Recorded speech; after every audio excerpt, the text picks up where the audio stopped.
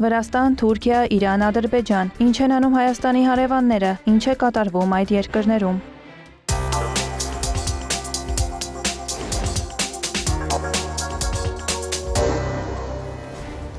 Վրաստանը դրական է գնահատում Հայաստանի եւ Ադրբեջանի միջև հարաբերությունների կարգավորման գործընթացի դինամիկան, Վրաստանի առաջին ալիքի եթերում հայտարարել է Մակա Բոճորիշվիլին։ Վրաստանի արտգործնախարարն ընդգծել է, որ Երևանի ու Բաքվի մերձեցումն առանցքային նշանակություն ունի Հարավային Կովկասում խաղաղության, կայունության եւ զարգացման համար։ Նրա խոսքով հարաբերությունների բարելավումը նպաստում է նաեւ միջին-միջանցք նախագծի իրականացման գործում տարածաշրջանի դերի ամրապնդմանը։ Բոճորիշվիլին նշել է, որ Թբիլիսին ուշադիր հետևում է տեղի ունեցող գործընթացներին եւ սերտ կապի մեջ է ինչպես Ադրբեջանի, այնպես էլ Հայաստանի հետ։ Նախարարն անդրադարձել է նաեւ Միացյալ Նահանգների եւ Եվրամիության հետ հարաբերություններին։ Նրա խոսքով Թբիլիսին տեսնում է, որ Հարավային Կովկասում Վաշինգտոնն ակտիվորեն մասնակցում է Հայաստանի ու Ադրբեջանի միջև հակամարտության կարգավորման գործընթացին։ Միևնույն ժամանակ նրա խոսքով նահանգները դեռ չունի հստակ դիրքորոշում Վրաստանի վերաբերյալ։ Որոշակի փուլում Վրաստանի եւ ԱՄՆ-ի միջև հարաբերությունների վերագործարկումը կգա օրակարգ, վստահություն է հայտնել նախարարը։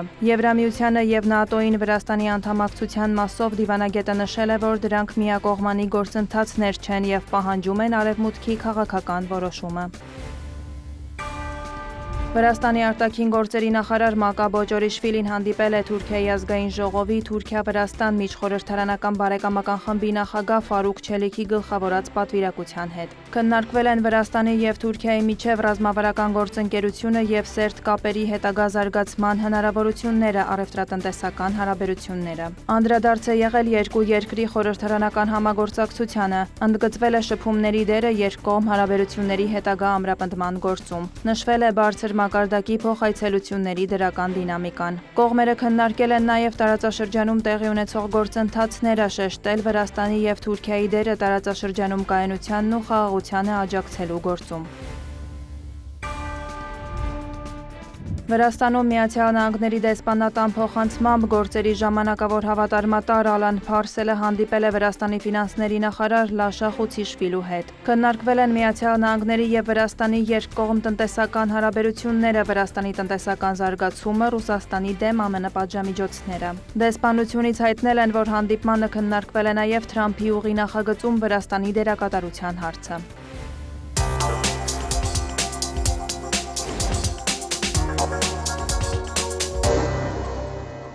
Թուրքիայի ազգային անվտանգության խորհուրդը Ռեջեփ Էրդողանի նախագահությամբ նոյեմբերի 26-ի նիստին ի թիվս այլ հարցերի քննարկել է Հարավային Կովկասում խաղաղության գործընթացը։ Ադրբեջանի եւ Հայաստանի միջև խաղաղության գործընթացում վերջին դրական զարգացումների լույսի ներքո քննարկվել են երկկողմ եւ տարածաշրջանային համագործակցության հնարավորությունները։ Վերահաստատվել է թուրքական կողմի հանձնառությունը Հարավային Կովկասում խաղաղություն, կայունություն հաստատելու եւ զարգացում ապահովելու հարցում, հայտնել են Թուրքիայի հաղորդակցության վարչությունից։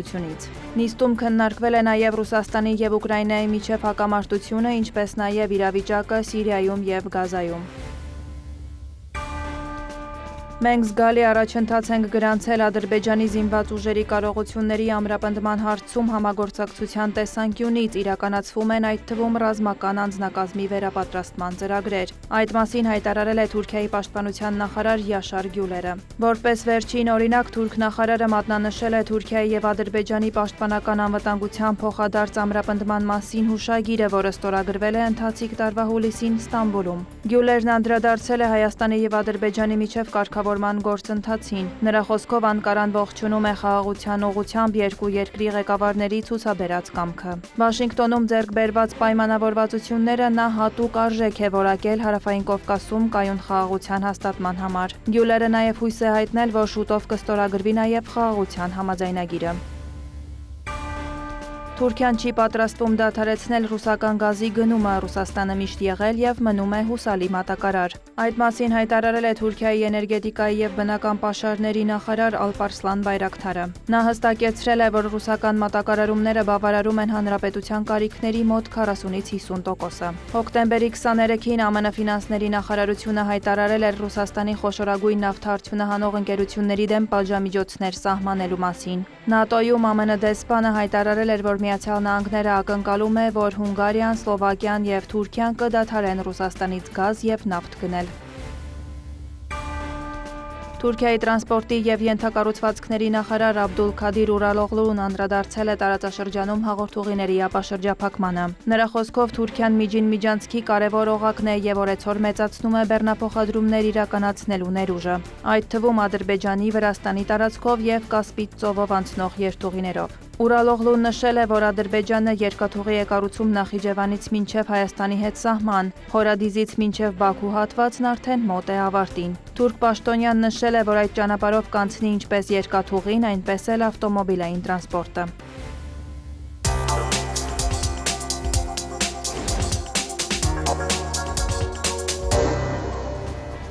Իրանի արտաքին գործերի նախարար Աբբաս Արաղչին Փարիզում հանդիպել է Ֆրանսիայի արտաքին գործերի նախարար Ժան-Նոել Բարոյի հետ։ Քննարկվել են Իրանի ու Ֆրանսիայի երկկողմ հարաբերությունները, ընդգծվել է խոչընդոտների վերացման և հարաբերությունների բարելավման ուղղությամբ խորհրդակցությունների շարունակման կարևորությունը։ Անդրադարձ է եղել տարածաշրջանային զարգացումներին, Ուկրաինայի հակամարտությանը, ինչպես նաև Իրանի միջուկային ծրագրին։ Նախարարներն ընդգծել են լարվածության նվազման և միջազգային խաղաղության ու արդարության ուղղությամբ ջանքերի անհրաժեշտությունը։ Արաղչին ողջունել է նաև Իրանի քաղաքացի Մահդիե Էսֆանդիարիի վաղաժամկետ ազատման ֆրանսիական դատարանի որոշումը։ Նա կոչ է արել քայլեր ձեռնարկել Իրան նրա վերադարձի ուղղությամբ։ Իրանի արտգործնախարարը հարցազրույց է տվել նաև France 24-ին։ Նա նշել է, որ Իրանի դեմ Իսրայելի կողմից նոր հարձակման հավանականությունը պահպանվում է։ Նախարարի խոսքով վերջին ռազմական գործողությունների ժամանակ Իրանի պաշտպանական համակարգերն այդքան էլ արդյունավետ չեն գործել, սակայն վատ են աշխատել նաև իսրայելական համակարգերը։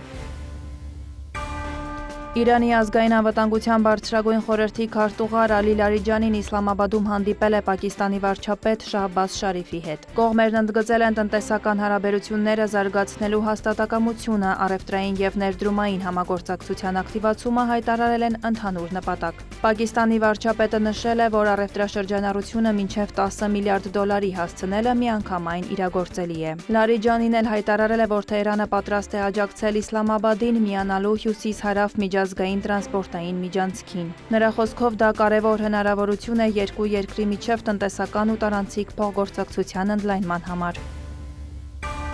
Իրանը, Ադրբեջանը և Ռուսաստանը երկաթուղային ոլորտում փոխըմբռնման հուշագիր են ստորագրել։ Փաստաթուղթը համաձայնեցվել է ԱՊՀ երկրների երկաթուղային տրանսպորտի խորհրդի 83-րդ նիստի արդյունքներով։ Հուշագիրը նախատեսում է սակագնային մոտեցումների համաձայնություն, միասնական համալիր սակագնի ձևավորում, գնացքների կանոնավոր գործարկում և փոխադրումների ընթացակարգերի կատարելագործում։ Նշվում է, որ փաստաթղթում նշված մեխանիզմների իրականացումը թույլ կտա ավելի կանխատեսելի, արագ և տնտեսապես արդյունավետ լոգիստիկ շղթա ստեղծել Ռուսաստանի, Ադրբեջանի և Իրանի միջև, ինչպես նաև բարենպաստ պայմաններ կստեղծի տարածաշրջանում տարանցիկ հոսքերի կայուն աճի համար։ Կողմերը համոզմունք են հայտնել, որ այս քայլը կամրապնդի Մոսկվայի, Բաքվի և Թեհրանի միջև համագործակցության զարգացումը։ Բացի այդ, հուշագիրը կոչված է բարձրացնելու հյուսիս-հարավ միջանցքի արևմտյան երթուղու արդյունավետությունը։